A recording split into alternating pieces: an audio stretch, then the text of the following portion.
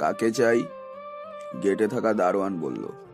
গতকাল রাতে এই বাসায় ওঠার জন্য আমি অনলাইনে রেজিস্ট্রেশন করেছিলাম। তোমাকে দেখে তো এই বাসায় থাকার জন্য সঠিক মনে হচ্ছে না। নিজের চেহারা দেখেছো কখনো? দয়া করে গেটটা খুললে আমি ভিতরে আসতে পারি। বাড়িওয়ালা তোমাকে আজকেই তাড়িয়ে দিবে, মিলিয়ে নিও আমার কথা। তোমার মতন বন মানুষকে কেউ বাসা ভাড়া দেবে না, তাও আবার এমন একটা যুগে। গেট খুলে দিতেছে আর ওই কথাগুলো বলেছে।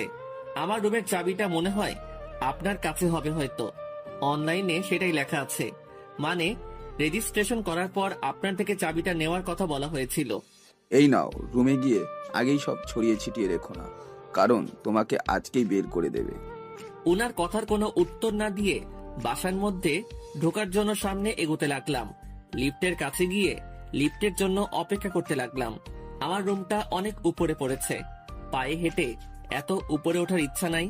লিফট আসার পর সেখানে ওঠার জন্য পা বাড়াতে যাব, তখন একটা মেয়ে আমাকে ধাক্কা মেরে উঠে পড়ল। মেয়ে বলে কিছু বলতে পারলাম না, ছেলে হলে এতক্ষণে বুঝিয়ে দিতাম আমি কে। আমি উঠতে যাচ্ছিলাম, তখন মেয়েটা বলতে লাগলো, আপনি উঠবেন না, আপনাকে একদমই বন মানুষ মনে হচ্ছে। মেয়েটার কথা শুনে আমি অবাক না হয়ে বলতে লাগলাম, তোমার সমস্যা থাকলে তুমি লিফট থেকে বেরিয়ে যেতে পারো। লিফটে উঠে পড়লাম, লিফট উপরে উঠতে লাগলো। আমার সমস্যা নাই, কিন্তু আপনাকে কেমন জানি দেখাচ্ছে। বন মানুষের থেকে কম নয় আপনি। নিজের শরীরের যত্ন নিতে শিখুন। মাথার চুল এলোমেলো, মুখে দাড়ি গোঁফ অনেক বড় হয়ে গেছে। এই চেহারার উপর আবার কালো একটা চশমা পরেছেন। লিফটটা থেমে গেল। তোমার ফ্ল্যাটে চলে এসেছো, নেমে যাও। আপনার কথাই নামতে হবে? নামবো না। কি করবেন? মেয়েটার সাথে কোনো কথা না বলে আমি নিজেই বেরিয়ে গেলাম। বেশি কথা আমার ভালো লাগে না। মেয়েদের সব থেকে বড় সমস্যা বেশি কথা বলা। একবার শুরু হলে থামতে চায় না। মেয়েটা হয়তো অবাক হয়ে আমার দিকে তাকিয়েছিল, কারণ আমি এভাবে নেমে যাব সেটা হয়তো আশা করেনি। মেয়েটার ফ্ল্যাটের উপরের ফ্ল্যাটটা আমার, তাই সিঁড়ি দিয়ে হেঁটেই নিজের ফ্ল্যাটে গেলাম। রাতে ল্যাপটপ নিয়ে ছাদে বসে কাজ করছিলাম। ডার্ক ওয়েবে নিজের আইডিতে দেখলাম কেউ একটা মেসেজ করেছে। মেসেজের রিপ্লাই দিয়ে বললাম, I can do that. Why, you are a killer? This is your work. Yes, but I don't take this kind of job, sorry. But bye, mister NK54। Chat off করে দিয়ে ল্যাপটপের পাশ থেকে সিগারেটের প্যাকেটটা তুলে নেই আমি। একটা শলা ধরিয়ে দুটো কষে টান মারি, তারপর আবার তাকাই ল্যাপটপের স্ক্রিনের দিকে। ডার্ক ওয়েব একটা সোশ্যাল নেটওয়ার্কিং ওয়েবসাইট, অনেকটা ফেসবুকের মতোই, কিন্তু পার্থক্য হচ্ছে এখানে সোশ্যাল কোনো কাজ হয় না, হয় সব সমাজ বিরোধী কাজকর্ম। পৃথিবী বিখ্যাত খুনি, সন্ত্রাসী, লুটেরা আর তাদের সাথে যোগাযোগ রক্ষাকারীদের জন্য স্পেশাল ভাবে তৈরি ডিপ ওয়েব ওয়েবসাইট এটা। এখানে প্রতিদিন শুধু ব্যবসা হয়, মানুষের জীবন কেনাবেচার ব্যবসা। সাধারণ মানুষ মনে করে যে তারা গুগলের কাছ থেকে যা খুশি তা পেতে পারে, কিন্তু এই ধারণা একদম ঠিক নয়। কারণ ইন্টারনেটের জগৎ অনেকটা আমাদের বাস্তব পৃথিবীর মতোই, যার বেশিরভাগ রূপ সাধারণ কেউ দেখতে পারে না। ইন্টারনেটে ডিপ ওয়েব বলে একটা জগৎ আছে, যেটা অনেকটা পৃথিবীর আন্ডার ওয়ার্ল্ডের মতো। সাধারণ ব্রাউজার দিয়ে সেখানে প্রবেশ করা যায় না, বিশেষভাবে তৈরি ব্রাউজার ব্যবহার করে সেখানে প্রবেশ করতে হয়, আর তার জন্যও প্রয়োজন প্রচুর টাকা। পৃথিবীতে ঘটে যাওয়া 90% হাই প্রোফাইল অবৈধ কাজগুলো আগে এইসব ওয়েবের মাধ্যমে প্ল্যান্ড হয়। এটা একটা ক্রাইম বাজার, টাকার আদান প্রদান, কন্ট্রাক্ট দেওয়া নেওয়া সব হয় এখানে। এছাড়াও আরো যেসব কাজ হয় তা সম্পর্কে সাধারণ কেউ ভাবতেও পারে না। এবার আমার পরিচয়টা দেয়া যাক। আমি তুষার, একজন মাফিয়া, বাংলাদেশের টপ মাফিয়াদের একজন। যে কেউ যখন তখন আমাকে ভাড়া করতে পারে না। প্রত্যেকটা কাজের জন্য আমার নিজস্ব রেট আছে, যা সবার পক্ষে খরচ করা সম্ভব নয়। তাই আমাকে শুধুমাত্র হাই প্রোফাইলের কাজের জন্য ডাকা হয়। যেন তেন কাজ আমি হাতে নেই না। একটু আগে যার সাথে চ্যাট হলো তাকে আমি চিনি না, শুধু তার প্রোফাইল নাম জানি, NK54। শুধুই একটা অ্যাকাউন্টের প্রোফাইল নেম। এই নামের পেছনের ব্যক্তিকে কেউ চেনে না, যেমন কেউ চেনে না আমার প্রোফাইলের মালিককে। কাউকে নিজের নাম ব্যবহার করতে দেওয়া হয় না, শুধু নিজ নামের আদ্যক্ষর আর কিছু নাম্বার। সিকিউরিটির জন্যই এটা করা হয়। আমার প্রোফাইল নেম যেমন AP, মানে হলো ছাদের দরজার পাশে কেউ দাঁড়িয়ে আছে। ল্যাপটপের ডালাটা নামিয়ে দিলাম। কে ওখানে? দেখতে পেলাম সকালকার সেই মেয়েটা দরজার ওপাশ থেকে বেরিয়ে আসছে। আপনি এত রাতে এখানে কি করছেন? মেয়েটা বলল। আমি এখানে কি করছি সেটা নিশ্চয়ই তোমাকে বলবো না। তুমি এখানে কি করতে এসেছো সেটা বলো। কোনো কথা না বাড়িয়ে ল্যাপটপটা হাতে নিয়ে নিজের রুমে চলে আসলাম। ল্যাপটপ অন করে আবার ডার্ক ওয়েবে নিজের আইডিতে ঢুকে পড়লাম। সেখানে FJ423 থেকে একটা মেসেজ এসেছে। তার সাথে কথা বলতে লাগলাম কিছুক্ষণ। একটা ছবি পাঠিয়ে দিল, সাথে ঠিকানা। ছবিটা কোনো মন্ত্রীর ছেলে, তাকে মেরে ফেলতে হবে। ঠিকানাটা বাংলাদেশি বলে রাজি হয়ে গেলাম। So deal? Yep, deal. I will do it. Thanks, I am transferring the amount. Okay. আমার সুইস ব্যাংকের অ্যাকাউন্টে লগ ইন করলাম দ্রুত। লোকটার থেকে আবার মেসেজ আসলো। ডান, ফুল $5 million। সুইস ব্যাংকের অ্যাকাউন্টে দেখলাম $50 লক্ষ যোগ হয়েছে। Okay, got it. Best of luck. Yeah, ল্যাপটপে ডালাটা নামিয়ে দিয়ে বিছানায় ঘুমাতে গেলাম। কালকেই মিশন ডান করতে হবে। একটা কাজ বেশি সময় ঝুলিয়ে রাখতে ভালো লাগে না। যত তাড়াতাড়ি কাজটা হয়ে যাবে ততই মজা। মাথা চিন্তামুক্ত থাকে। নিলয়কে মেইল করে মন্ত্রী ছেলের ছবি আর ঠিকানা পাঠিয়ে দিলাম। সাথে লিখে দিলাম আজকের মধ্যে কাজটা সম্পূর্ণ করতে হবে। বিকেলে একটু ছাদে ঘুরে ঘুরে হাওয়া খাচ্ছিলাম। তখন ছাদে প্রবেশ করলো কালকের মেয়েটা। মেয়েটাকে দেখলেই এক প্রকার রাগ চলে আসে, তাই তাকে রেখে ছাদ থেকে নেমে যেতে চাইলাম। চলে যাচ্ছেন যে? মেয়েটা বলল। তোমার সাথে ফালতু কথা বলে সময় নষ্ট করার ইচ্ছা আমার নাই। পিছনে না তাকিয়েই কথাটা বললাম। আমি বুঝি না, আমাকে দেখলে আপনি এমন করেন কেন বলেন তো? যখনই আপনার সামনে আসি তখনই আপনি চলে যান, কিন্তু কারণটা কি? আচ্ছা, তোমার কাজটাই কি ফালতু কথা বলা? আপনি যদি সেটা ভাবেন তো সেটাই। আমি বাড়িওয়ালার মেয়ে, সো সেই হিসাবে আপনাকে কয়েকটা প্রশ্ন করতেই পারি। কখনো না, কারণ রেজিস্ট্রেশন করেই বাসা ভাড়া নিয়েছি। মেয়েটিকে আর কিছু বলার সুযোগ না দিয়ে ছাদ থেকে নেমে পড়লাম।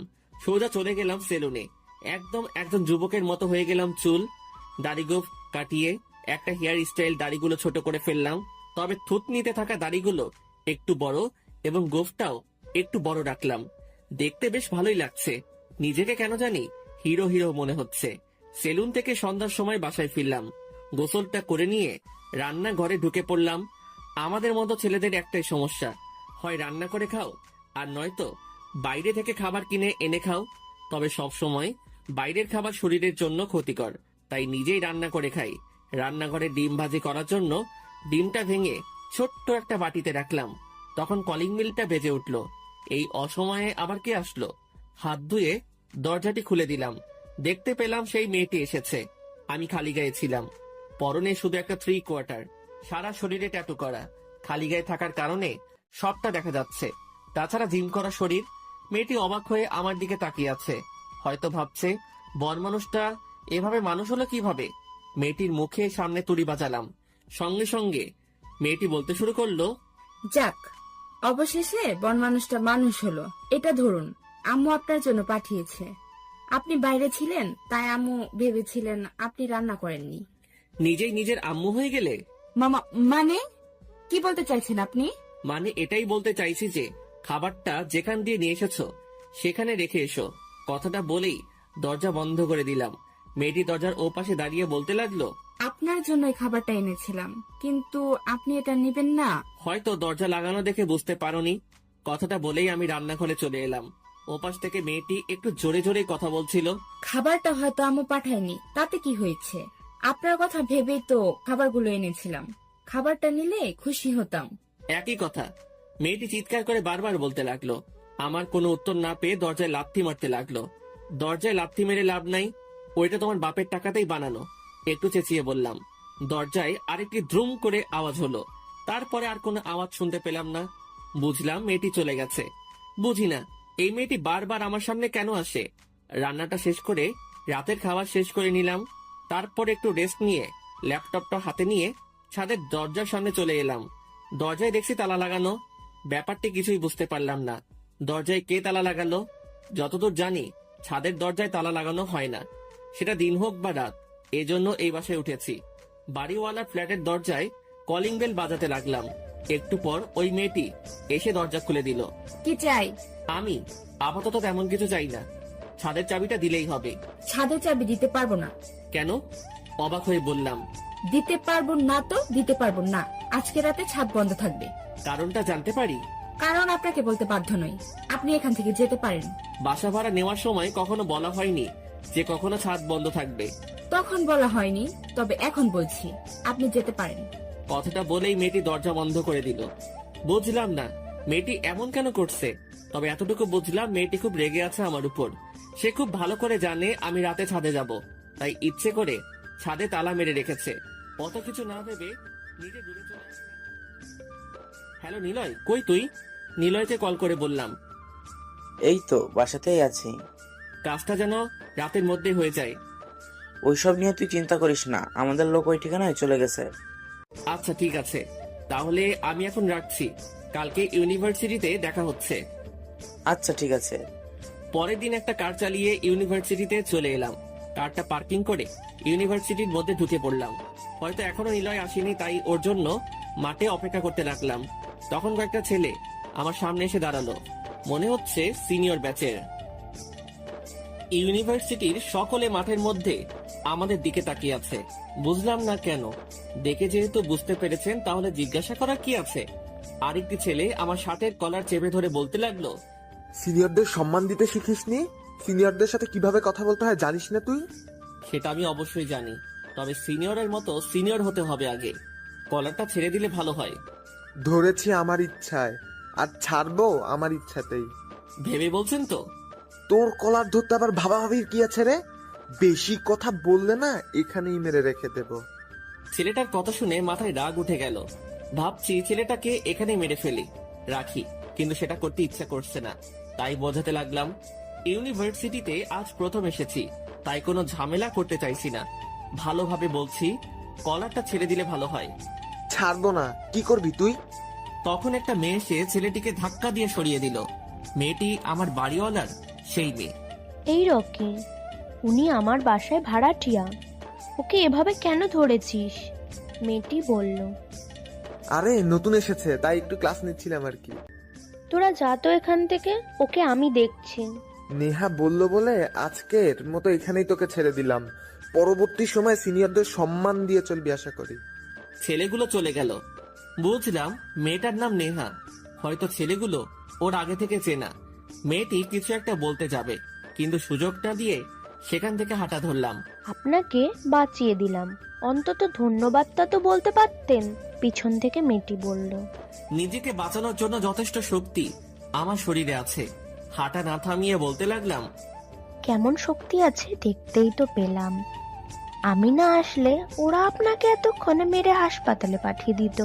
এইটা তোমার ভুল ধারণা মাত্র। আর কিছু না বলে গেটের সামনে গিয়ে দাঁড়িয়ে নিলয়ের জন্য অপেক্ষা করতে লাগলাম। ছেলেটা সব সময় লেট। যাক, অবশেষে ছেলেটা আসলো। কালকের মিশনের কি হলো? কাজ হয়ে গেছে, তুই কোনো চিন্তা করিস না। কোনো প্রমাণ রেখে আসা হয়নি। ছেলেটিকে মেরে তার পেট কেটে তার শরীরের পাথর বেঁধে নদীতে ফেলে দিয়েছি। ভালো হয়েছে, চলো এখন ক্লাসের দিকে যাওয়া যাক।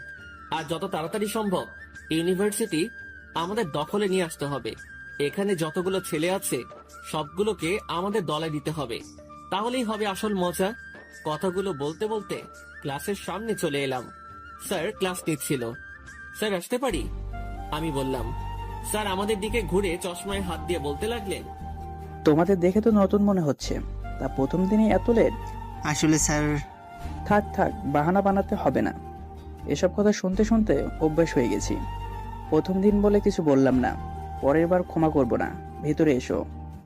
আমি আর নিলয় ভিতরে ঢুকে একটা বেঞ্চে বসে পড়লাম। দেখলাম ক্লাসের সবাই আমাদের দিকে তাকিয়ে আছে, জানি না কেন। সবাই এদিকে মনোযোগ দাও। সবাই ক্লাসে মনোযোগ দিল। ক্লাসে অবশ্য মনোযোগ হওয়ার কোনো ইচ্ছা আমার নাই। এসব ক্লাস অনেক আগেই পার করে এসেছি। এখন শুধু ক্লাস হবে মাফিয়া নিয়ে। পুরো বাংলাদেশে শুধু একটাই মাফিয়া দল থাকবে, আর সেটা হবে একমাত্র আমাদের দল। পরের দিন আমি ইউনিভার্সিটিতে আসতে একটু লেট করে ফেলি। নিলয় আমার জন্য অনেক আগে থেকে অপেক্ষা করছিল। গেট দিয়ে ঢোকার পর দেখলাম মাঠের মধ্যে কারা যেন মারামারি করছে। সেদিকে এগিয়ে যেতে লাগলাম। দেখলাম নিলয় রকি এবং ওর ছেলেদেরকে ধরে মারতেছে। পাশে দাঁড়িয়ে ইউনিভার্সিটির অনেকে দেখছিল, নেহাও ছিল তাদের মধ্যে। পাশে আরেকজনকে দাঁড়িয়ে থাকতে দেখলাম। সম্রাট দাঁড়িয়ে মারামারি দেখছে। সম্রাট আমাদের আরেকজন বন্ধু। আমিও গিয়ে দাঁড়িয়ে ওদের মারামারি দেখতে লাগলাম। নিলয় একাই সবাইকে মেরে মাটিতে শুইয়ে দিচ্ছে, আর অন্যদিকে সম্রাট সেটা দেখে নিলয়কে বাহবা দিয়ে হাতে তালি দিচ্ছে। হঠাৎ রকি এসে নিলয় নাকের উপর একটা ঘুষি মেরে দেয়। আমি সেটা দেখে দৌড়ে ওদের দিকে এগিয়ে যেতে লাগলাম। এই রকি, তুই এটা কি করলি? নিলয়কে মারলি? ওইদিকে দেখ, আবির আসছে। এবার তো তুই মরলি, তোকে তো কেউ বাঁচাতে পারলো না। কাঁধ থেকে ব্যাগটা ছুড়ে দিলাম সম্রাটের দিকে, আর আমি এগিয়ে গিয়ে রকিকে মারতে লাগলাম। রকিকে ইচ্ছে মতো চড় থাপ্পড় কিল ঘুষি মারতে লাগলাম। মাটিতে ফেলে দিয়ে শরীরের উপর একের পর এক লাথি মারতে লাগলাম। রকির একটা ছেলে আমার দিকে এগোনোর সাহস দেখালো না, তারা ভয় পেয়ে পালিয়ে গেল। আমার বেস্ট ফ্রেন্ডকে মেরেছিস? সাহস হয় কি করে তোর? তোকে তো আজ মেরেই ফেলবো। নিলয় আমাকে পিছন থেকে জড়িয়ে রকির থেকে সরিয়ে নিয়ে বলল, ছেড়ে দে ভাই, অনেক হয়েছে, এভাবে মারলে মরে যাবে। কিভাবে ছেড়ে দিব? ও তোর গায়ে হাত তুলেছে, ওরা তো সাহস হয় কি করে? এগিয়ে গিয়ে রকিকে আরেকটা লাথি মারলাম। ভাই শান্ত হয়ে যা। এবারের মতন তোকে ছেড়ে দিলাম, পরবর্তী সময় এমন সাহস দেখালে বাঁচবি না বলে দিলাম। রকির উদ্দেশ্যে কথাগুলো বললাম। আরে দোষটা তোর বন্ধু করেছে, আমি না। আগে গায়ে হাতও তুলেছে তোর বন্ধু। আমার বন্ধু যেটাই করুক সেটা আমার কাছে সঠিক। তোকে এবারের মতো সাবধান করে দিলাম। আজকের জন্য আর ক্লাস করতে ইচ্ছে করছে না। আমি, নিলয় আর সম্রাট তিনজনই ইউনিভার্সিটি থেকে চলে আসলাম। আজকে যেভাবে ওরা মায়ের খাইছে, মনে হয় আমাদের উপরে আর কোনো কথা বলবে না। এরা ইউনিভার্সিটির স্টুডেন্ট, খুব সহজে এরা হার মানবে না। নিশ্চয়ই পরে কিছু করতে চাইবে। সেটা পরে সামলে নেওয়া যাবে। সম্রাট, তোকে না বলেছিলাম ইউনিভার্সিটির সকল ছেলেদের ডিটেলস আনতে? সকলের আনিনি, তবে যারটা নিয়ে আসা দরকার তারটা নিয়ে এসেছি। রকি এখানকার টপ, ওর আন্ডারেই সবাই কাজ করে। কারণ রকি হচ্ছে এখানকার কমিশনারের ছেলে, আর ওর চাচা হচ্ছে কমিশনার। ফলে যতই ক্রাইম করুক না কেন বেঁচে যায়। সেজন্য ইউনিভার্সিটি কেউ ওকে কিছু বলতে পারে না, ভয়ে ওর কথাই চলে। এসব নিয়ে আমাদের কোনো চিন্তা নাই। পুলিশকে বুড়ো আঙ্গুল দেখানো খুব সহজ। আচ্ছা, আমি এখন বাসায় যাচ্ছি, কালকে দেখা হবে। ওদের থেকে বিদায় নিয়ে বাসায় চলে আসলাম। রাতের বেলা খাবার খেয়ে ল্যাপটপটা হাতে নিয়ে ছাদে গেলাম। ছাদের দরজা খোলাই ছিল, কিন্তু অবাক করার বিষয় হলো সেখানে আগে থেকেই নেহা উপস্থিত ছিল। সেজন্য ছাদ থেকে নেমে আসতে যাচ্ছিলাম, তখন নেহা বলে ওঠে, আমার থেকে সবসময় দূরে থাকেন কেন? আমি কি আপনাকে বিরক্তি করি নাকি? সেটা নয়, কিন্তু তুমি যথেষ্ট বেশি কথা বলো, আর সেটা আমার একদমই পছন্দ নয়। পিছনে তাকিয়ে বললাম, ওহো, আচ্ছা। আসলে আমার না বেশি কথা বলতে ভালো লাগে, তবে সেটা কোনো নির্দিষ্ট মানুষের সাথে। এমনিতেই আমি কম কথা বলি, এর জন্য অনেকেই আমাকে বোবা বলে। তোমাকে যে বোবা বলবে সে নিশ্চয়ই পাবনা ফেরত হবে, কারণ তুমি মোটেও কম কথা বলো না। নেহার দিকে এগিয়ে আসলাম। আপনি হয়তো আমার কথাটা বুঝতে পারেন নাই। অবশ্যই বুঝতে পেরেছি। কোনো নির্দিষ্ট মানুষ ছাড়া বেশি কথা বলো না। আমার মনে হয় না আমি তোমার বিশেষ বা নির্দিষ্ট কোনো মানুষ, কারণ তোমার সাথে আমার পরিচয়টা তেমন হয়নি। তাই এটাই বলতে হয়, তুমি সবার সাথেই বেশি কথা বলো। আর তোমাকে যারা বোবা বলে তারা নিশ্চয়ই পাগল হবে। তার মানে আপনি বলতে চাইছেন আমি বেশি কথা বলি? তোমার কথা বলা দেখে তো তাই মনে হচ্ছে। আমি মোটেও বেশি কথা বলি না, আপনার সাথে একটু বেশি কথা বলি, এটাই আর কি। আমার সাথে বেশি কথা বলার কারণ জানতে পারি কি? ও মা, তেমন কোনো কারণ নেই, তবে আপনার সাথে না কথা বলতে আমার ভালো লাগে। আচ্ছা, এসব কথা বাদ দিন, আপনাকে কয়েকটা প্রশ্ন করি, আপনি সেগুলো সঠিক উত্তর দিন। তোমার প্রশ্ন শুনে উত্তর দিতে মোটেও ইচ্ছে করছে না, সো প্রশ্ন করা থেকে বিরত থাকো। আমি অবশ্যই প্রশ্ন করব, আর আপনি সেগুলোর উত্তর দেবেন। আমি মোটেও বাধ্য নই, সো তুমি আমাকে জোর করতে পারো না। নেহা আমার দিকে এগিয়ে এসে আমার দুই বাহু শক্ত করে ধরে বলে, আপনি যদি আমার প্রশ্নগুলোর উত্তর না দেন তো আমি আপনাকে ছাদ থেকে ধাক্কা মেরে নিচে ফেলে দেব। সাঁতার জানা মানুষকে সমুদ্রের ভয় দেখাচ্ছ? মানে মানে কি বলতে চাইছেন আপনি? নেহা অবাক হয়ে কথাগুলো বলল, ওসব তুমি বুঝবে না, অনেক রাত হয়ে গেছে, তোমার নিচে যাওয়া উচিত হবে। আপনি এত হেয়ালি করে কথা বলেন কেন? এটা কি আপনার জন্মগত সমস্যা? এটা যদি আমার জন্মগত সমস্যা হয় তাহলে নিশ্চয়ই বেশি কথা বলাও তোমার জন্মগত সমস্যা হবে। নেহা বড় বড় চোখ করে আমার দিকে তাকিয়ে আছে, বাহু দুটো আরো শক্ত করে চেপে ধরে। বুঝলাম মেয়েটা প্রচন্ড রেগে গেছে, কিন্তু রেগে গেলে তাতে আমার কি? কেন জানি মনটা ভালো লাগছে না, সেজন্য মেয়েটির বকর বকর শুনছি। মেয়েটির বকর বকর অবশ্য খারাপ লাগছে না, কারণ কিছুক্ষণ পর পর দুটো কথা বলে ওকে রাগিয়ে দেওয়া যাচ্ছে। অবশ্যই মেয়েটি রাগলে বেশ সুন্দর লাগে। নেহা আমার বাহু দুটো থেকে হাত সরিয়ে নিয়ে একটু দূরে গিয়ে উল্টো পাশ হয়ে দাঁড়ালো। আচ্ছা, আপনি কি আপনার বন্ধু নিলয়কে অনেকটা ভালোবাসেন, তাই না? অনেকটা। পৃথিবীতে একমাত্র ওকে আমি সবচেয়ে ভালোবাসি এবং বিশ্বাসও করি। ওর জন্য নিজের জীবন দিতেও পরোয়া করব না। তেমনটা আমার বেলায় নিলয়ও করবে, সেটা আমি জানি। ও, ভালো।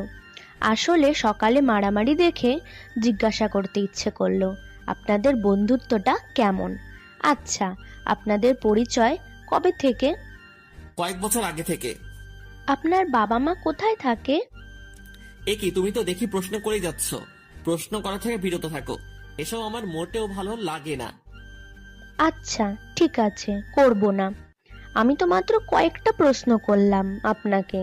যখন পুলিশ কোনো কেসের জন্য আপনাকে ধরবে তখন বুঝতে পারবেন প্রশ্ন কাকে বলে। তুমি আবারও সাঁতার জানা মানুষকে সমুদ্রের ভয় দেখাচ্ছ? এসব না করে নিজে রুমে গিয়ে ঘুমাও। সেটাই আমার জন্য বেটার হবে, কারণ আপনার নাই হেয়ালি করে কথা বলার ধরনটা মোটেও আমার ভালো লাগছে না। মাথা একদম ব্যথা করছে। রুমে গিয়ে একটা ছোট্ট বড় লম্বা একটা ঘুম দেই। নেহা ছাদ থেকে চলে গেল। আমি ল্যাপটপটা অন করে ডার্ক ওয়েবের জগতে ঢুকে পড়লাম। MRFJ432 কে টেক্সট করলাম, mission done. Thank you and bye. Yeah, bye. Dark web থেকে বেরিয়ে গেলাম। তারপর ল্যাপটপে একটা ভূতের মুভি প্লে করলাম। রাতে ছাদে বসে ভূতের মুভি দেখার মজাই অন্যরকম। তাছাড়া সেটা যদি হয় থ্রিলার কোনো কাহিনী, তাহলে তো জমেই গেল। রাত প্রায় 2টা বাজতে চললো, আর আমি মাত্র বাসার সামনে এলাম। গেট খুলে দারোয়ান বাসার মধ্যে ঢুকতে দিল। এত রাতে লিফট নিশ্চিত খোলা নেই, কারণ রাত 12টার পর লিফট বন্ধ করে দেওয়া হয়। এখন সিঁড়ি দিয়েই নিজের ফ্ল্যাটে যেতে হবে, কিন্তু 12 তলার ফ্ল্যাটে হেঁটে উঠবো কিভাবে, তাও আবার এমন মাতাল অবস্থায়। প্রচন্ড পরিমাণে ড্রিঙ্ক করে ফেলেছি। হাঁটতে গিয়ে নিজের পায়ে নিজেই হোঁচট খাচ্ছি। মেয়েদের মতো হেলে দুলে হেঁটে সিঁড়ির কাছে এসে গান ধরলাম, তারপর উপরে উঠতে লাগলাম। কেন জানি মনে হচ্ছে আমি আমার মধ্যে নেই, হারিয়ে যাচ্ছি আকাশে। 8 তলার ফ্ল্যাটে উঠে গেছি প্রায়। আমার গানের শব্দ শুনে কে যেন হেঁটে নিচে আসতে লাগলো। তার পায়ের শব্দ স্পষ্ট শুনতে পারছি। একটি মেয়ে আমার সামনে এসে দাঁড়ালো। এ তো নেহা, বাড়িওয়ালার মেয়ে, কিন্তু এত রাতে এখানে কি করছে? ঘুমায়নি কেন? মেয়েটি এসে আমার এক বাহু জড়িয়ে ধরে সিঁড়ি দিয়ে আমাকে উপরে উঠাতে লাগলো। আমি নিজের মতো গান বলেই চলেছি। আমার মুখের গন্ধে মেয়েটা বারবার নিজের নাক চেপে ধরছে। যখন ড্রিঙ্ক করে নিজের মধ্যে থাকেনি না, তাহলে ড্রিঙ্ক করেন কেন? নেহা বলল। ড্রিঙ্ক করার মধ্যে একটা আনন্দ আছে, ওইটা তুমি বুঝবে না। আমি বুঝতেও চাই না। আগে আমিও বলতাম মানুষ শুধু শুধু নেশা কেন করে, কাউকে ভালোবেসে সুইসাইড কেন করে, কিন্তু এখন আমার কাছে এগুলোর সব উত্তর আছে। শুনবে সেই উত্তর? শুনবে আমার কাহিনী? আপনার থেকে কোনো কিছু শোনার ইচ্ছা আমার নেই। একে তো ড্রিঙ্ক করে এসেছেন, তার উপরে আবোল তাবোল কথা বলছেন। তোমাকে শুনতেই হবে। নিজের ফ্ল্যাটে চলে এসেছেন, রুমে গিয়ে শুয়ে পড়ুন, যান। আমাকে এখন যেতে হবে, অনেক রাত হয়েছে, ঘুমোতে হবে। নেহার হাত শক্ত করে চেপে ধরলাম। মেয়েটা হালকা কেঁপে উঠল, দেখে মনে হচ্ছে ভয় পেয়ে গেছে। আমার কথা না শুনলে এখান থেকে তোমায় যেতে দেব না, এইভাবে ধরে রাখবো, আমি বললাম। দেখুন, আমাকে যেতে হবে, হাতটা ছেড়ে দিন। নেহা রেগে গিয়ে বলল। হুম, আমি যেটা বলেছি সেটাই। আচ্ছা, ঠিক আছে, শুরু করুন তো আপনার গল্প, নইলে তো আর আমাকে যেতে দেবেন না। এখানে নয়, চলো রুমের মধ্যে গিয়ে বসি। ভয় পেও না, আমি খারাপ কিছু করব না। আমি যতই খারাপ হই না কেন একটা মেয়েকে সম্মান দিতে জানি। আচ্ছা চলুন। রুমের দরজা খুলে রুমের মধ্যে ঢুকে লাইট জ্বালিয়ে দিলাম। তারপর নেহাকে টেনে বিছানার দিকে নিয়ে গেলাম। ভয় পেও না, তুমি বিছানার উপর বসো আর আমি নিচে বসছি। ওকে জোর করে বিছানার উপর বসিয়ে দিয়ে আমি ফ্লোরে বসে পড়লাম। জানো, সবার মতো আমার জীবনও অনেক সুন্দর ছিল। কি ছিল না আমার জীবনে? হাসি খুশি একটা পরিবার, খুব ভালো একটা চাকরি, আর ওয়েট, আপনার চাকরি ছিল মানে? আপনি তো এখনো ভার্সিটিতে পড়েন। ও, আমি এখনো ভার্সিটিতে পড়ি, কিন্তু কেন? আমি তো পড়ালেখা অনেক আগে শেষ করছি, তাহলে আবার ভার্সিটি কেন যাব? তাছাড়া আমি জব করতাম আগে। তুমি নিশ্চয়ই ভুল বলছো। সেটা আমার থেকে আপনি ভালো জানেন। আচ্ছা তারপর থেকে বলুন। প্রায় 3 বছর আগের ঘটনা, মাত্র 2 মাস হয়েছে আমি পুলিশের চাকরিতে জয়েন করেছি। কিন্তু বাবাকে তখনও বলিনি, কারণ পুলিশের চাকরি বাবা কখনো ভালোবাসতেন না। তিনি একজন সৈনিক ছিলেন। তিনি চেয়েছিলেন আমিও যেন সেনাবাহিনীর চাকরি করি, আর আমি চেয়েছিলাম আমি একজন সৎ পুলিশ অফিসার হয়ে দেখাবো। বাবা কয়েক বছর আগে সেনাবাহিনীর চাকরিটা ছেড়ে দিয়েছে। আমি পুলিশের চাকরি করতে লাগলাম বাবার অজান্তে। কিন্তু একসময় বাবা জেনে গেল আমি পুলিশের চাকরি করছি। বাবা রেগে গিয়ে আমাকে বাসা থেকে বের করে দেন। পুলিশের চাকরির উপর বাবার একটা রাগ ছিল। তিনি সব সময় মনে করতেন পুলিশরা নরখাদকদের থেকে কম নয়। তার এই ভুল ধারণা ভেঙে দেওয়ার জন্যই আমি পুলিশ হয়েছিলাম। বাবাকে দেখিয়ে দিতে চেয়েছিলাম কিছু পুলিশ সৎ হতে পারে। একটা সৎ পুলিশের টিম গড়তে চেয়েছিলাম। বাসা থেকে বের হওয়ার পর শপথ নিয়েছিলাম সৎ পুলিশ অফিসার হয়ে দেখাবো এবং অন্য সবাইকে সৎ পুলিশ অফিসার বানাবো। আমি আমার শপথ অনুযায়ী চলছিলাম। আমি থানার মধ্যে বসেছিলাম। তখন একটা লোক এসে বলতে লাগলো, স্যার আমাকে বাঁচান, কিছু গুন্ডা আমার দোকান হাতিয়ে নিয়ে সেখানে মদের ব্যবসা শুরু করতেছে। চিন্তা করবেন না, যতক্ষণ আমরা আছি ততক্ষণ আপনাদের মতো মানুষদের সেবা দিয়ে যাব। লোকটা আমাকে অবাক করে দিয়ে বললেন, আপনাকে এর জন্য কত টাকা দিতে হবে? আমার কাছে স্যার এই 10,000 টাকা আছে, এর বেশি দিতে পারবো না। শুনুন চাচা, আমি সরকারের টাকা নিয়ে চাকরি করি, আর সেই টাকা জনগণের থেকেই আসে। সেই হিসেবে আমাদের উচিত সেই জনগণকে প্রোটেক্ট করা। আপনি তো অনেক আগে থেকে টাকা দিয়ে আসছেন, এই টাকা আপনি আপনার কাছেই রেখে দেন। কিন্তু স্যার সব পুলিশই তো টাকা নেয়। সব পুলিশের সাথে আমাকে মেশাতে যাবেন না চাচা। এখন চলুন দেখি কারা মদের ব্যবসা করছে। লোকটাকে গাড়িতে করে তার দোকানের সামনে চলে আসলাম। গাড়িটা দোকানের একটু দূরে পার্ক করলাম। দেখতে পেলাম দোকানের সামনে অনেকে ভিড় করে আছে। প্রায় 30-40 জনের মতো লোক প্রতিবাদ জানাচ্ছে এমন একটা জায়গায় নেশাদ্রব্য বিক্রয় করার জন্য। কিন্তু গুন্ডাদের ভয়ে কেউ এগোতে পারছে না। আমাকে দেখে তাদের মধ্যে একজন বলতে লাগলো, স্যার দেখুন না এরা কি করছে, এদের জন্য সমাজের যুবক ছেলে মেয়েরা নষ্ট হয়ে যাবে। আপনি দয়া করে এদের গ্রেপ্তার করুন এবং দোকানের সব মদ নষ্ট করে দেন। আমি দেখছি বিষয়টা। আমি দোকানের ভিতরে গেলাম। তখন গুন্ডাদের মধ্যে একজন বলে উঠল, স্যার কিছু টাকা দিচ্ছি, চলে যান, এতে আমাদের এবং আপনারই লাভ হবে। আচ্ছা আমি তাহলে এদের তাড়িয়ে দেই আগে। আমি বললাম, আচ্ছা স্যার। আমি বাইরে বেরিয়ে পাড়ার ছেলেদের দিকে এগিয়ে গেলাম। ভিড়ের মধ্যে থেকে কেউ একজন বলে উঠল, পুলিশকে হয়তো টাকা দিয়েছে, এজন্য তাদের কিছু না বলে বাইরে চলে এসেছে। টাকার কাছে পুলিশ একটা কুত্তা। কথাটা কে বলল সামনে এসে সাহস থাকলে? আমি বললাম। ভিড় ঠেলে একটা ছেলে আমার সামনে এসে দাঁড়িয়ে বলল, আমি বলেছি সত্য বলতে ভয় পাই না কখনো। ছেলেটির কানের কাছে মুখ নিয়ে বললাম, ভয় যেহেতু পাও না তাহলে আমাকে কেন এখানে আসতে হলো? গুন্ডারা সংখ্যায় মাত্র কয়েকজন, আর তোমরা অনেক। চাইলে তোমরাই এটা সমাধান করতে পারো। আগুন জ্বালিয়ে দাও দোকানে, ভয় পেও না, আমি কিছুই বলবো না। কথাটা যেন ছেলেটার বিশ্বাস হতে কষ্ট হচ্ছে। আবারও বললাম, ভয় পেও না, যাও আর আগুন লাগিয়ে দাও। তোমাদের সাথে ওরা পারবে না। জনগণের শক্তি বড় শক্তি, প্রতিবাদ করতে শেখো। তোমার মধ্যেও শক্তি আছে। আমি পুলিশ বলে যে শুধু আমার মধ্যে শক্তি আছে ভাবলে ভুল করবে। ছেলেটা অন্য সবাইকে এই কথা বলে হাতে আগুনের মশাল নিয়ে দোকানের সামনে গিয়ে দাঁড়াতেই গুন্ডারা ভয় দোকান থেকে সরে গেল। দোকানে আগুন লাগিয়ে দিল ওরা। দাও দাও করে আগুন জ্বলছে। তারপর ওরাই গুন্ডাদের মেরে মাটিতে শুইয়ে দিল। তারপর আমি গুন্ডাদের সবাইকে গাড়িতে উঠিয়ে নিলাম। বিকেল বেলায় থানায় একজন ছেলে আসলো। থানায় থাকা সকল পুলিশ তাকে সালাম জানাতে আমিও জানালাম।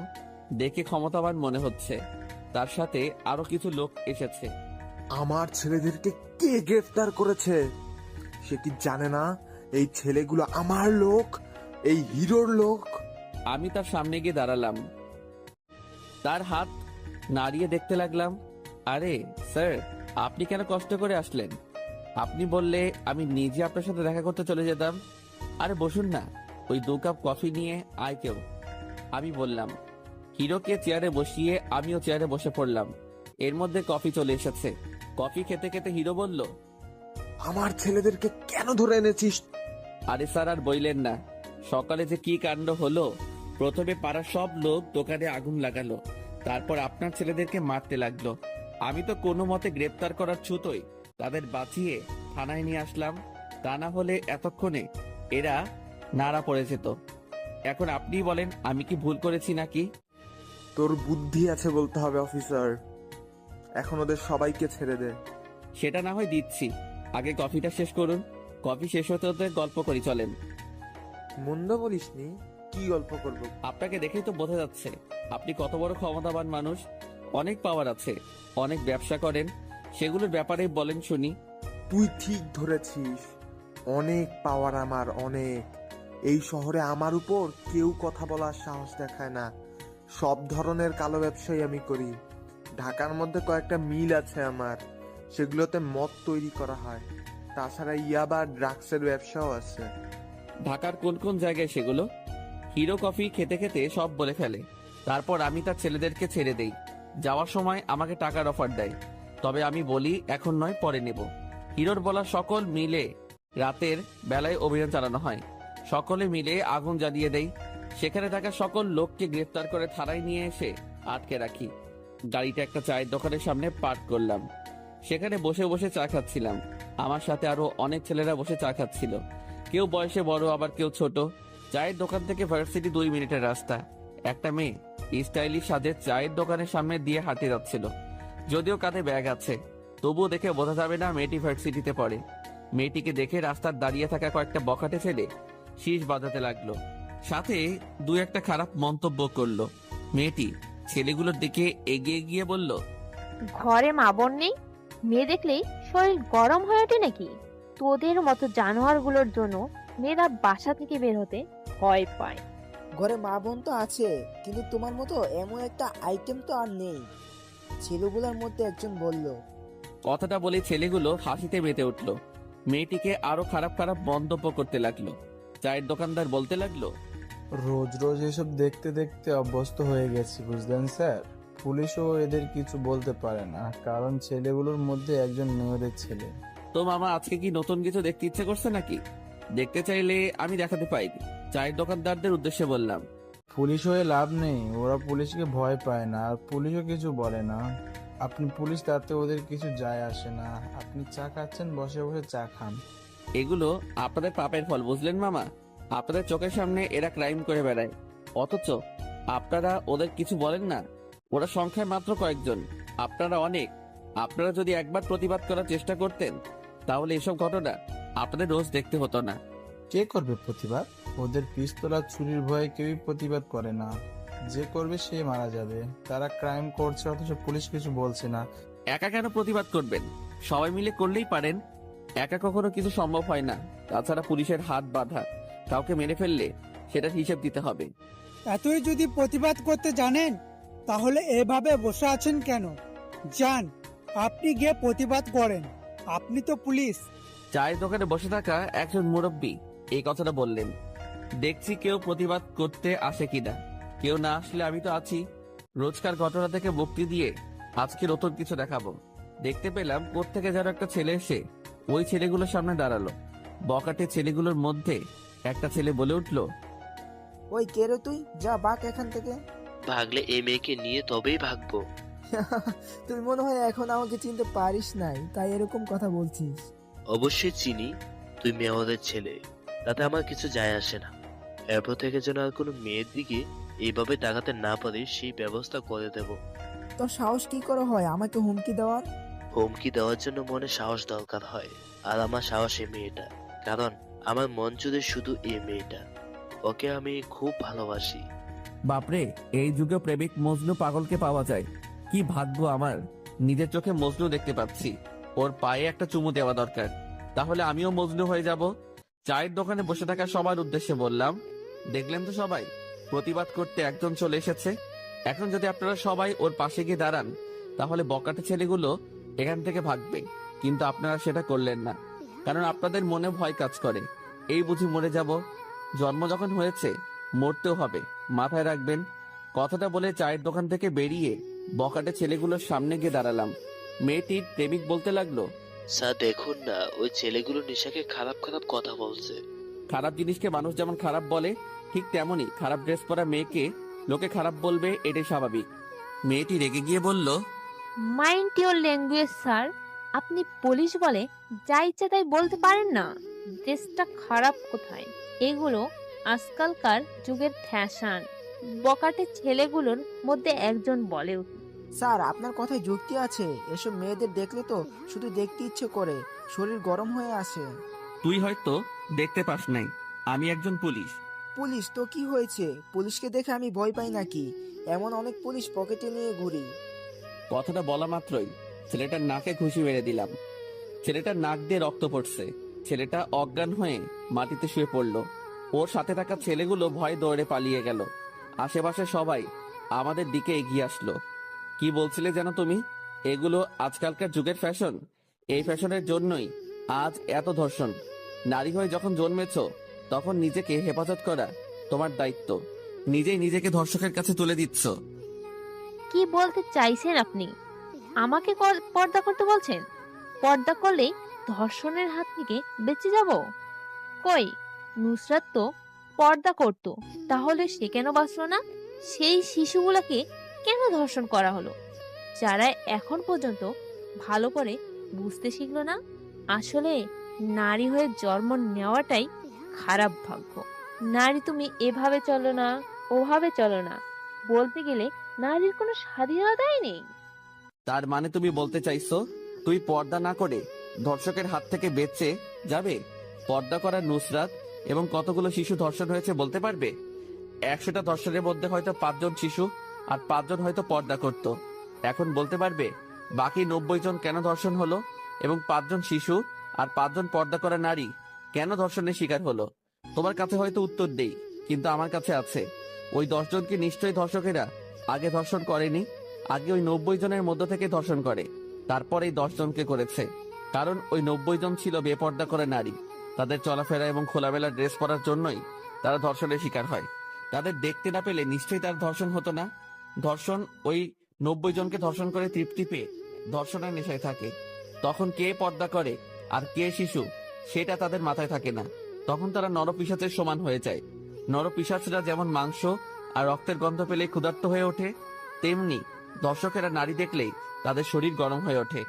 ধর্ষণের আরেকটি মূল কারণ হচ্ছে পরিবার। মেয়েটির পরিবার যদি তার মেয়েকে শাসন করত, সেই মেয়ে নিশ্চিত এমন ড্রেস পরার সাহস পেত না, পর্দা করত বাইরে বের হলে। ছেলেটির বেলায়ও পরিবারের সমস্যা, কারণ যেই বয়সে সন্তানের কাজ শুধু পড়াশোনা করা, সেখানে তারা তাদের সন্তানকে দিয়ে বসে অ্যান্ড্রয়েড ফোন। তাদের সন্তান সেই ফোন নিয়ে কি করে সেটা তাদের দেখার দরকার নেই। ফোন কিনে দিয়ে বেঁচে গেছে। তাদের সন্তান রাতের আধারে মোবাইলের নীল আলোয় চোখ মিলিয়ে চলে যায় পর্নোগ্রাফি সাইটে।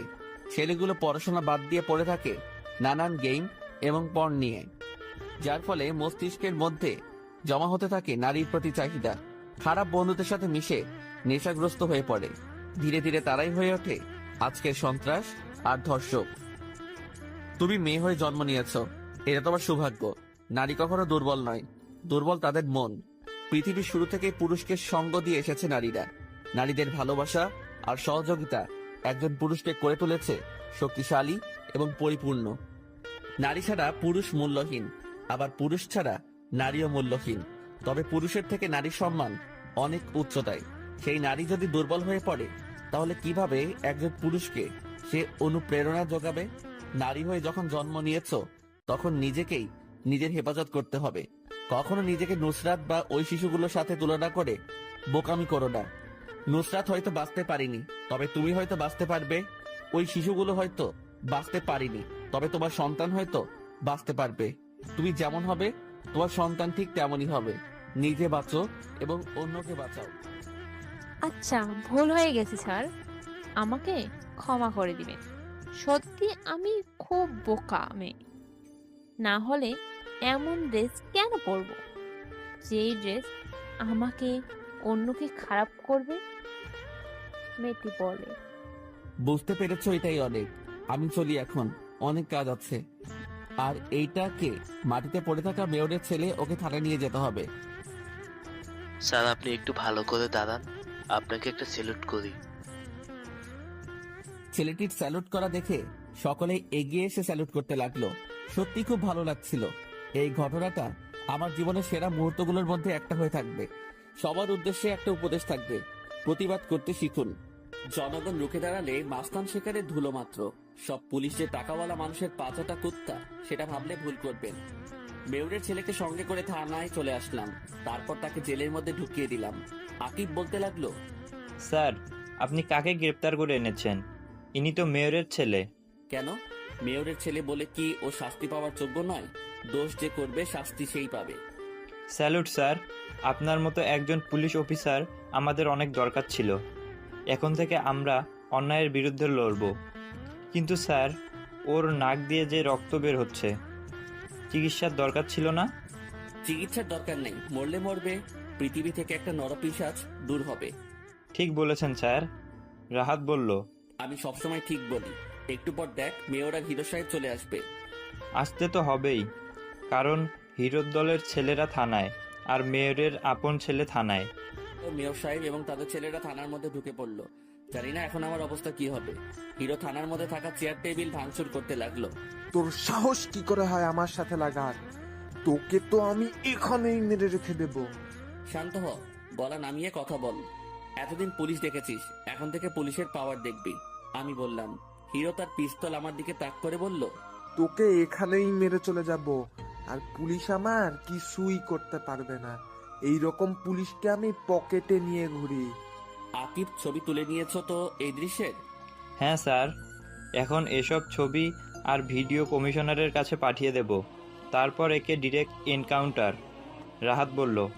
তো মিস্টার হিরো সাহেব, এখন ভাগেন এখান থেকে, নইলে জেলের মধ্যে ভরে দেব। আপাতত তোকে কিছু বলতে চাইছি না। তোর বাপের সাম্রাজ্য ধ্বংস করে তারপর তোকে দেখাবো। আপাতত তুই এখান থেকে ভাগ। তোকে তো আমি দেখে নেব, তুই সাপের লেজে পা দিয়েছিস, মনে রাখিস। আপাতত তোকে আমি কিছুই বলছি না, তোর এই পুলিশগিরি আমি বের করে ছাড়বো। হিরো তার দলবল নিয়ে থানা থেকে চলে গেল।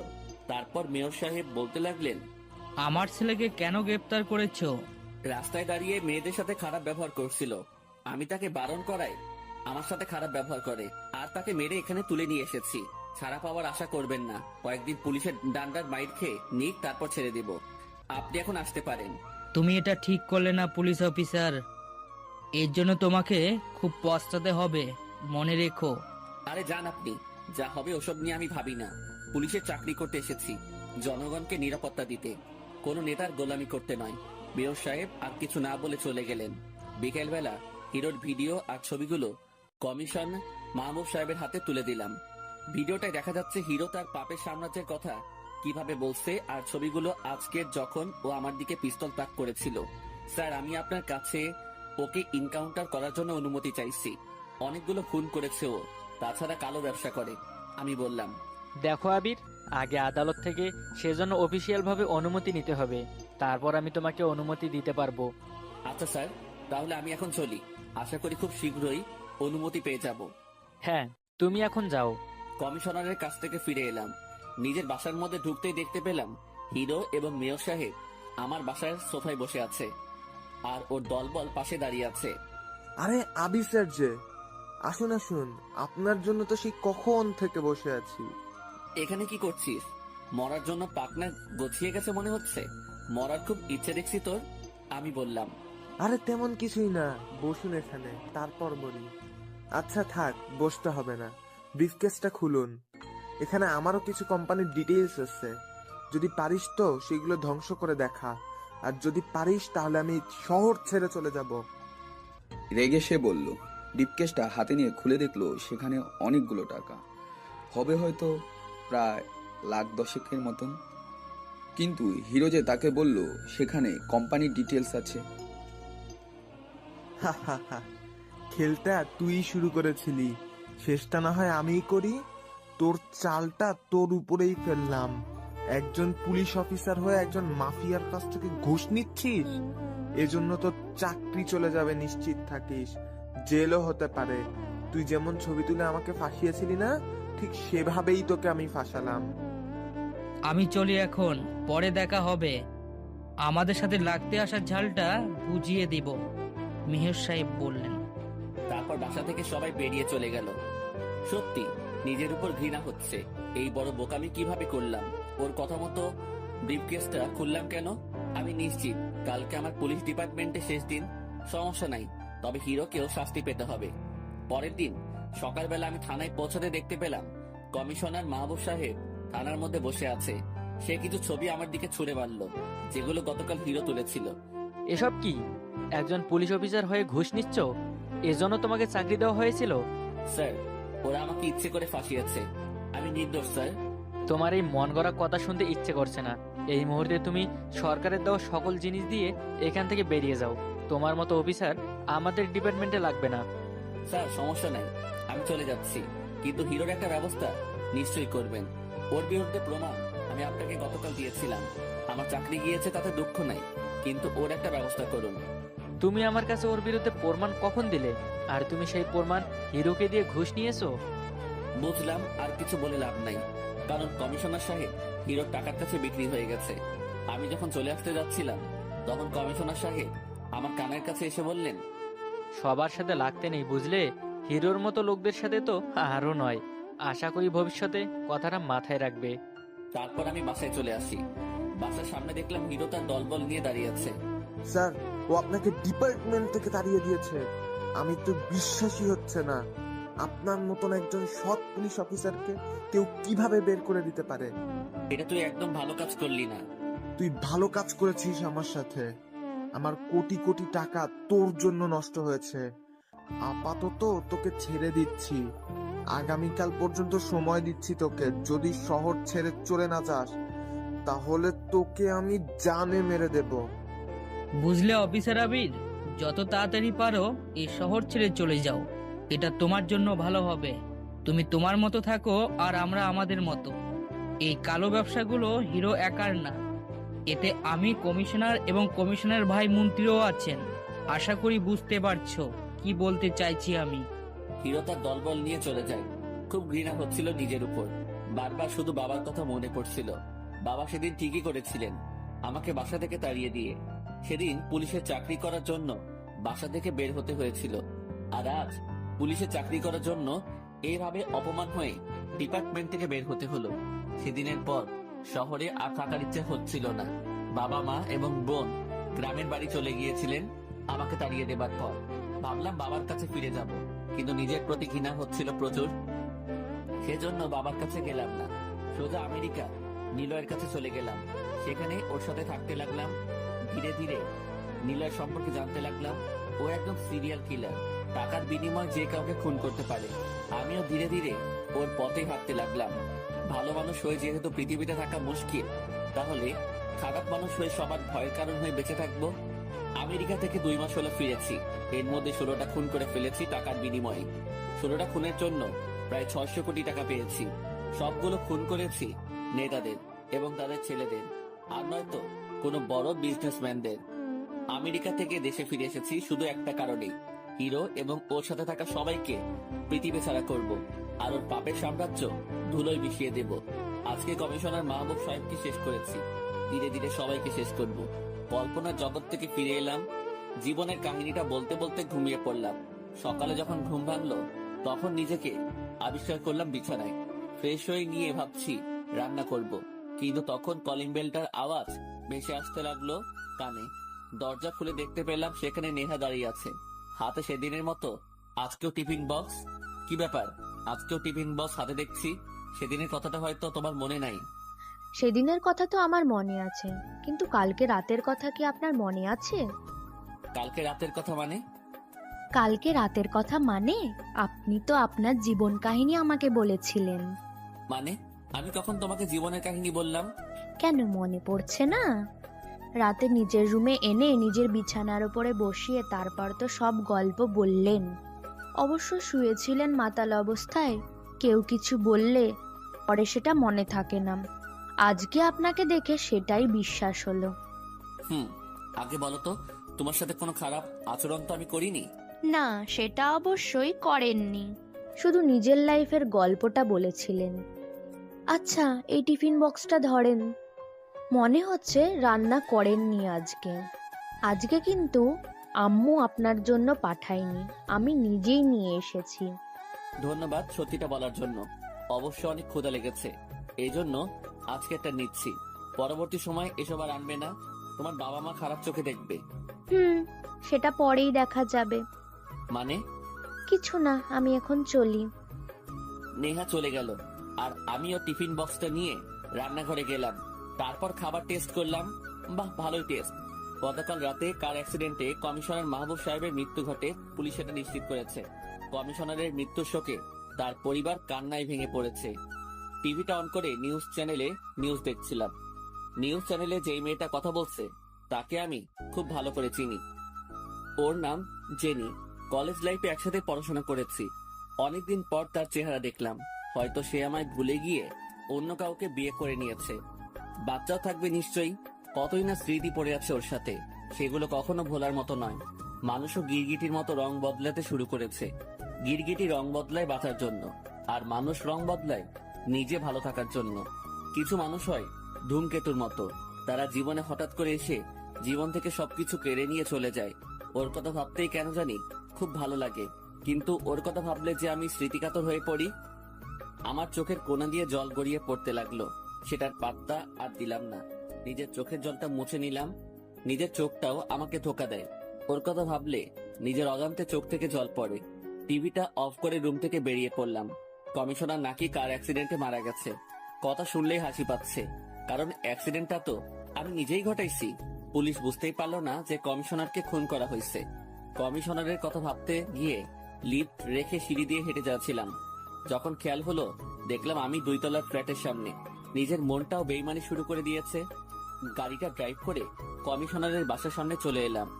গাড়িটা পার্ক করে বাসার মধ্যে ঢুকে দেখতে পেলাম বাসায় অনেক ভিড়। ভিড় না হবারই কি আছে, কারণ একজন কমিশনার মারা গেছে, তাকে দেখতে তো লোক আসবেই। কমিশনারের লাশের পাশে তার বড় ভাই মন্ত্রী সাহেব দাঁড়িয়ে আছেন, পাশে হিরো আর মেয়র সাহেব। রকি অবশ্য নেহার সাথে দাঁড়িয়ে কথা বলছিল। নেহার মামা হন কমিশনার সাহেব, কমিশনারের ভাতিজা রকি। নেহা আর রকি কেন জানি আমার দিকে তাকিয়ে আছে। ওদের তাকিয়ে থাকাটা মোটেও সুবিধার লাগছে না, যেন মনে হচ্ছিল রকি আমাকে এখানেই মেরে ফেলবে। কিন্তু নেহা ওর হাত ধরে আছে। নেহা আর রকি আমার কাছে এগিয়ে আসলো। আপনি এখানে? শুনলাম কমিশনার সাহেব মারা গেছেন, তাই দেখতে এলাম। তোমার তো মামা হন কমিশনার সাহেব, তাই না? কিন্তু আপনি কিভাবে জানেন? সেদিন বললে যে রকি তোমার কাজিন হয়, তাই ধারণা করলাম। ও ভালো। নেহা আর রকি চলে গেল। আমি মন্ত্রীর পাশে গিয়ে দাঁড়ালাম। মেয়র আর হিরো আমাকে দেখে অবাক হয়ে যায়। অবাক হওয়ার কিছু নেই, আমি আবির ফিরে এসেছি। আবার খেলাটা শেষ করতে হবে, যে খেলাটা শেষ না করে চলে গিয়েছিলাম। মরার জন্য মনে হয় পাখনা গজিয়েছে না? আগের বার হয়তো ছেড়ে দিয়েছিলাম, কিন্তু এবার আর সেই ভুলটা করব না। শান্ত হন মিস্টার হিরো। যেই কাজটা পুলিশ হয়ে করতে পারিনি, ওই কাজ পুলিশ না হয়ে করে দেখাবো। কমিশনার তো গেল, এবার মেয়রের পালা, পারলে বাঁচিয়ে দেখাস। শান্ত হন মিস্টার হিরো। যেই কাজটা পুলিশ হয়ে করতে পারিনি, ওই কাজ পুলিশ না হয়ে করে দেখাবো। কমিশনার তো গেল, এবার মেয়রের পালা, পারলে বাঁচিয়ে দেখাস। তার মানে তুই আমার ভাইকে খুন করেছিস? তোকে তো আমি এখানেই শেষ করে দেবো। শান্ত হন মন্ত্রী সাহেব।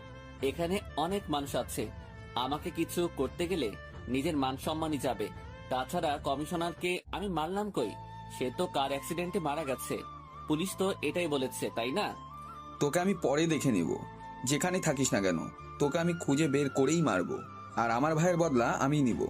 বাংলা সিনেমার ডায়লগ না মেরে ভাইয়ের মৃত্যুর শোক পালন করেন। এখন আপনার জন্য এটাই ভালো হবে। আর মেয়র সাহেব, আপনি সাবধানে গাড়ি চালাবেন, নইলে কমিশনারের মতোই মরতে হবে। আজকের দিনটা একটু আনন্দ করে নিন, কালকের জন্য বেঁচে নাও থাকতে পারেন।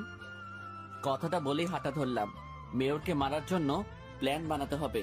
নিলয়কে কল করে ডেকে নিলাম। ও তাহলে ওই কথাই থাকলো, মেয়র সাহেবকে একটু ভিন্নভাবেই মারতে হবে। হ্যাঁ, কারণ তাকে সতর্ক করে দিয়ে এসেছি। তাছাড়া কমিশনারকে মারার পর মেয়র সাহেব এখন ভয় পেয়ে আছে। বাসার চারপাশে পুলিশ থাকবে তার গার্ডের জন্য। তুই জানলি কিভাবে গার্ড থাকবে? মেয়রের বাসায় যারা গার্ড হিসেবে থাকবে তাদের মধ্যে একজনের সাথে আমার পরিচয় আছে, সেই বলেছে আমাকে। ও তাহলে এখন কিভাবে মারবি মেয়রকে? বাসায় গিয়ে তো আর মারা সম্ভব না। তাছাড়া সে যেখানে যাবে সেখানেই পুলিশ থাকবে। ওইটা রাতে দেখা যাবে। পুলিশ কেন, হাজারটা সেনাবাহিনীর দল থাকলেও ওকে আজ কেউ বাঁচাতে পারবে না। তুই স্নাইপার নিয়ে আসিস, রাতে তাহলে আবার দেখা হচ্ছে। এখন চলি। কথাটা বলে উঠে পড়লাম বাসার উদ্দেশ্যে। গাড়িটা ড্রাইভ করে বাসায় চলে এলাম। রাত প্রায় 12টা বাজে। নিলয় আর আমি স্নাইপারের ব্যাগটা নিয়ে উঁচু একটা বিল্ডিং এর ছাদে বসে আছি। এখান থেকে মেয়রের বিল্ডিংটা ভালোভাবে লক্ষ্য করা যাচ্ছে। স্নাইপারটা প্রস্তুত করে নিলাম। এই বিল্ডিং থেকে কয়েকটা বিল্ডিং দূরে মেয়রের বাসা। স্নাইপার দিয়ে মেয়র যে রুমে ঘুমায় সেই রুমের দিকে দেখতে লাগলাম। সেটা ভেবেছিলাম সেটাই। মেয়র সাহেব এখনো ঘুমায়নি। কারই বা ঘুম আসে মৃত্যুর কথা শুনলে? মেয়র নিজের রুমে হাঁটাহাঁটি করছিলেন। জানালা দিয়ে স্পষ্ট বোঝা যাচ্ছে, যদিও কাঁচের জানালার উপর সাদা পর্দা লাগানো, তবুও মেয়রকে লক্ষ্য করা যাচ্ছিল, কারণ তার রুমের লাইট বেশ আলো ছড়াচ্ছিল। মেয়র নিজের ফোনটা কানে উঠিয়ে নিলেন। আমি নিশ্চিত ফোনটা হিরো অথবা মন্ত্রী করেছে। হয়তো মেয়র মরে গেছে কিনা সেটার খবর নেবার জন্যই কল করেছে। মেয়র জানালার পাশে দাঁড়িয়ে কথা বলতে লাগলো। এটাই সময় মেয়রকে গুলি করার জন্য। স্নাইপারের নিশানা মেয়রের মাথায় ঠেকালাম, কিন্তু মেয়র সাহেব জানালার পাশ থেকে সরে গেলেন। অন্য পাশে ঘুরে রুমের মাঝামাঝি দাঁড়িয়ে কথা বলছেন। নিশানাটা আমি তার মাথার পিছনে ঠেকালাম। 3, 2, শুট। গুলিটা তীব্র গতিতে তার জানালার কাঁচ ভেঙে মাথার পেছন দিয়ে ঢুকে পড়ল। জানালার কাঁচ ভাঙার শব্দ শুনে গার্ডে থাকা পুলিশগুলো মেয়রের জানালার দিকে তাকাতে লাগলো। তারপর কিছু পুলিশ বাসার এদিক সেদিক দেখতে লাগলো, আর কিছু পুলিশ মেয়রের বাসার মধ্যে ঢুকে পড়ল। স্নাইপারটাকে ব্যাগের মধ্যে আবার রেখে দিলাম। তারপর নিলয় আর আমি বিল্ডিং এর ছাদ থেকে নেমে পড়লাম। গাড়িতে উঠে গাড়ি ড্রাইভ করতে লাগলাম। ভালোই স্নাইপিং শিখে গেছিস দেখছি।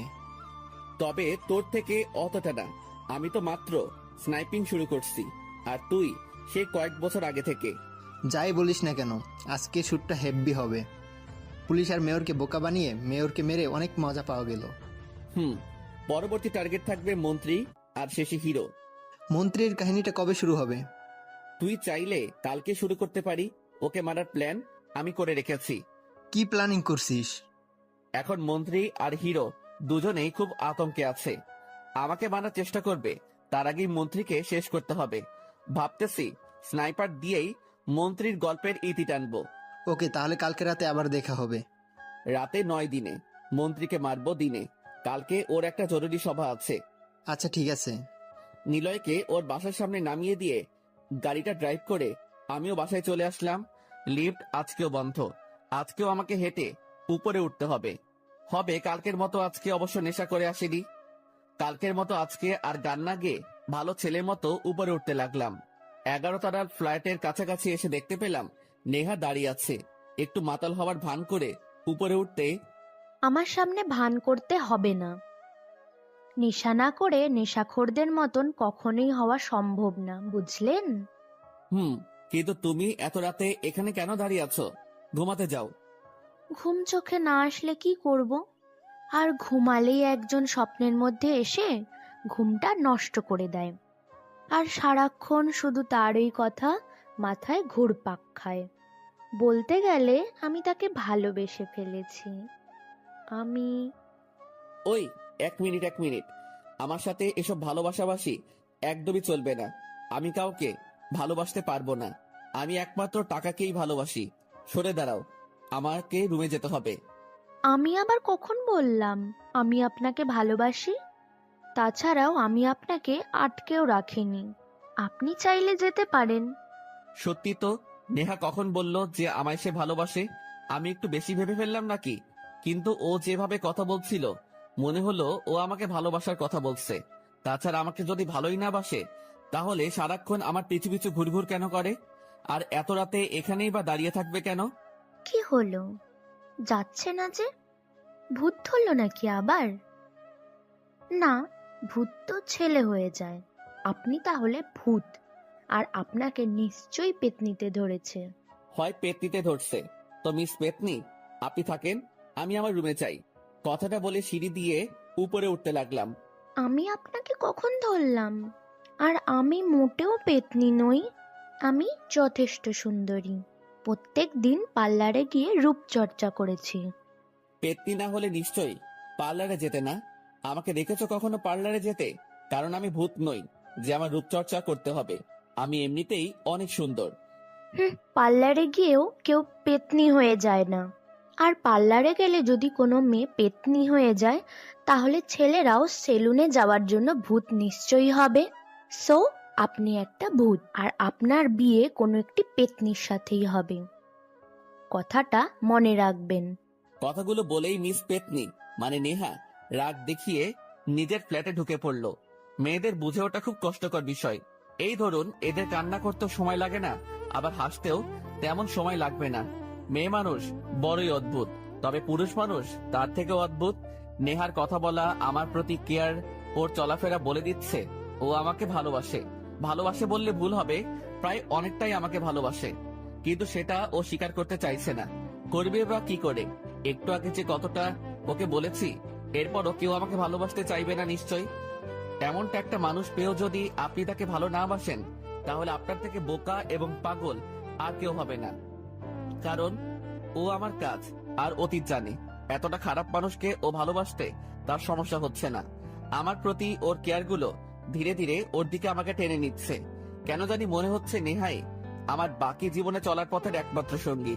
এসব না ভেবে নিজের রুমে চলে গেলাম ঘুমানোর জন্য। পরের দিন সকাল 10টার পর রুম থেকে বের হচ্ছিলাম, তখন নেহার সামনাসামনি দেখা হয়ে যায়। কই যাচ্ছেন এত সকাল সকাল? একটা জরুরি কাজ আছে, তাই একটু বের হচ্ছি। আপনার আর কি কাজ? টাকা নিয়ে মানুষের প্রাণটা নিতে পারেন, শুধু একবারও তাদের কষ্টটা বোঝার চেষ্টা করেন না। তাদেরও পরিবারে হয়তো বাচ্চা কাচ্চা আছে একটা সুন্দরী বউ আর বাবা মা। একবারও ভেবে দেখেছেন তাদের মৃত্যু হলে একটা পরিবার কতটা কষ্টে ডুবে যায়? বেঁচে থাকার ইচ্ছাটুকুও তাদের মধ্যে থেকে মরে যায়। তবে কিছু সংখ্যক মানুষ বেঁচে থাকে শুধুমাত্র প্রতিশোধের আশায়। আপনার কাছে না তাদের মনের ইমোশন, অভিমান, ভালোবাসা এবং মন বোঝার ক্ষমতা নিশ্চয়ই নেই। শুধুমাত্র টাকার গন্ধটা নেওয়ার জন্য একটা নাক আছে। আপনি কখনো কাউকে বোঝার চেষ্টাটুকুও করেন নাই। মানুষের ভিতরেও নাকি একটা মন থাকে, আর সেই মনটায় সবাই নাকি কিঞ্চিত পরিমাণে হলেও ভালোবাসা জমা থাকে। তবে আপনার মধ্যে সেটা কখনোই বিদ্যমান দেখলাম না।